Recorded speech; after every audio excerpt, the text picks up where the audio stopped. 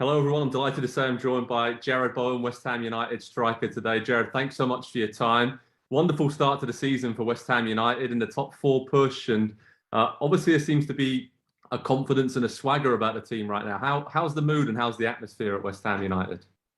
No, as you can imagine, it's great, and winning games certainly helps that. And we've had a lot of games from the start of the season with the different competitions that we've been in, and we're in the quarter-final of the Carabao Cup, and we're progressing well in our Europa League group as well, and obviously in the Premier League doing really well as well. So we've had a lot of games, and everyone's just enjoying it here.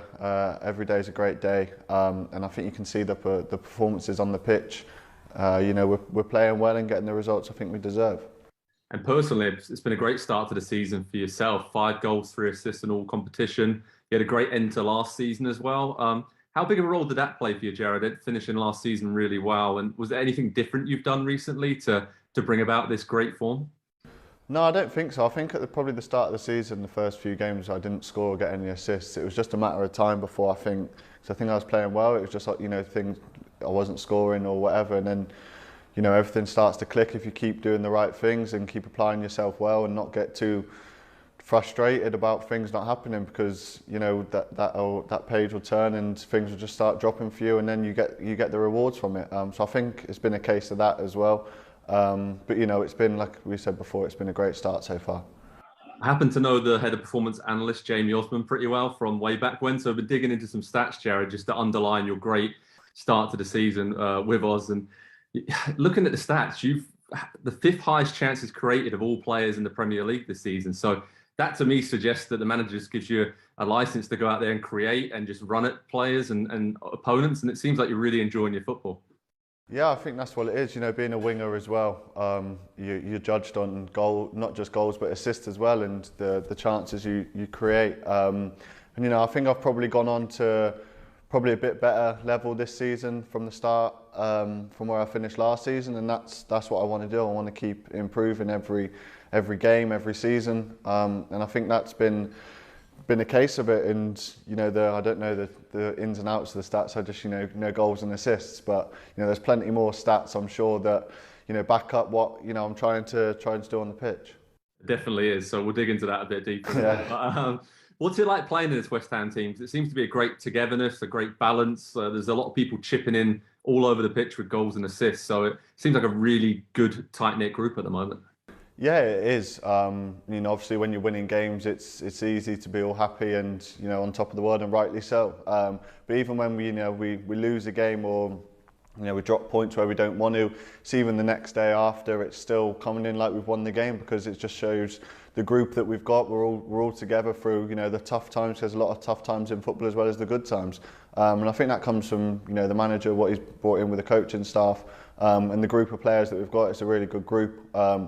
So there's a real togetherness, there's a real spirit about this team, and I think that's why we're doing so well as well, just because we always work for each other.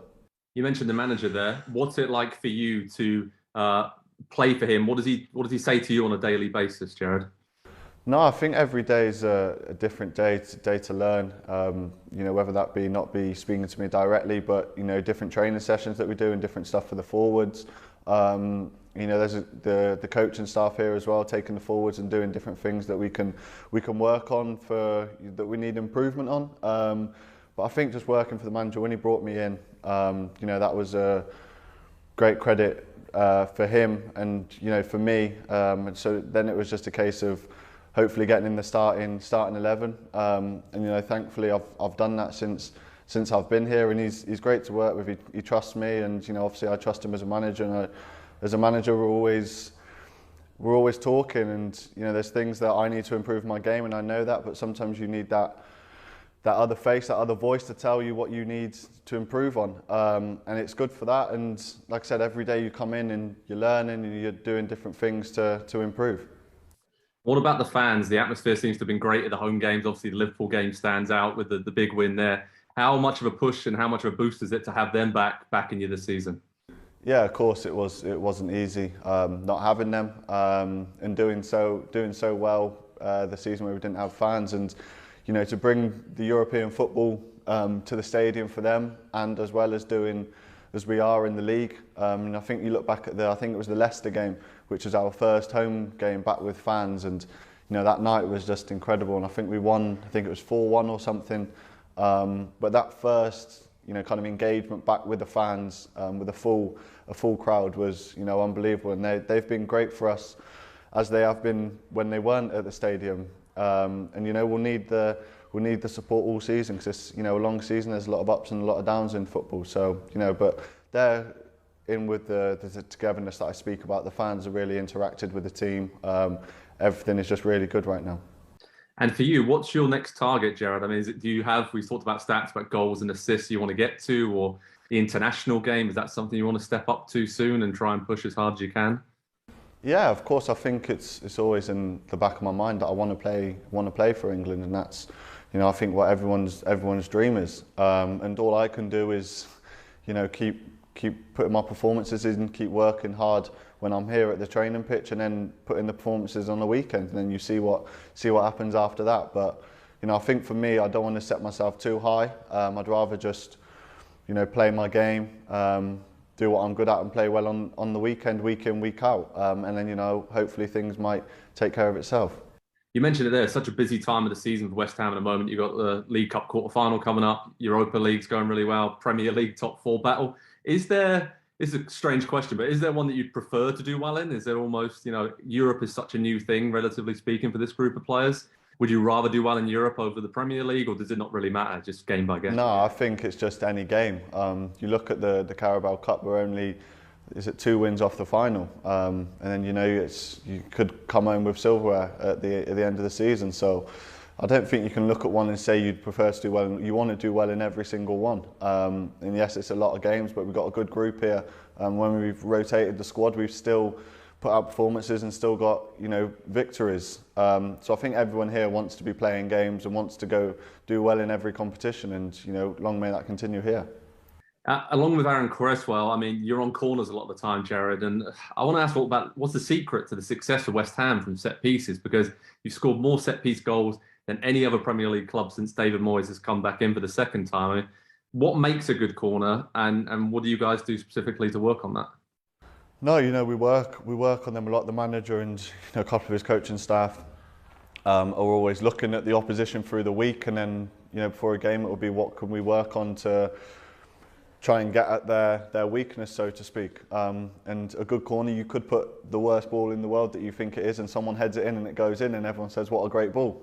Then you could put a good ball in and no one heads it and people say it's a bad ball. So sometimes it's, like I said, it happens like that, but it's not just a coincidence. We do spend a lot of time. There's a lot of small details that go into them, and like you said, you can see from the stats and how many goals that we've scored from set pieces. It's down to the hard work of the gaffer and the coaching staff, and that small detail and that research.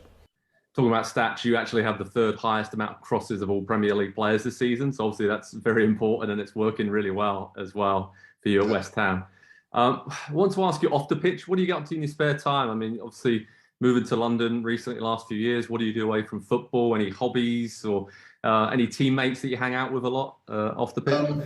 Hobbies, I did play golf for a bit, but then I got bored of it, and then I think it just gets too cold, and then I don't want to play it anymore. But I'm just prefer to play like casually and just like leisurely, not like bothered if I shank a few balls. Whereas I think some players here are like like they're on the PGA Tour. But apart from that, I get home and I just play like Call of Duty or FIFA or something. Like, it's pretty boring, but it's enjoyment. It's my happy place when I get home. So that. Hobbies in London, I don't know, because when I joined it was literally 2 months and it was lockdown, so I couldn't even go into London for a year and a half, so that was a bit of a nightmare. But apart from that, that's kind of it. My life's pretty boring, to be honest. I just kind of get home and just play a bit of video games. Well, it's been really exciting on the pitch, so I guess you've got to balance it out. Exactly, yeah. Exactly. Final question for you, Jarrod. Do you have any strong connections with the US? Any favourite sports teams or athletes over there, or any holidays you've been on maybe to the States, a dream destination, something like that? No, I've never been on holiday. I do want to go to Vegas though.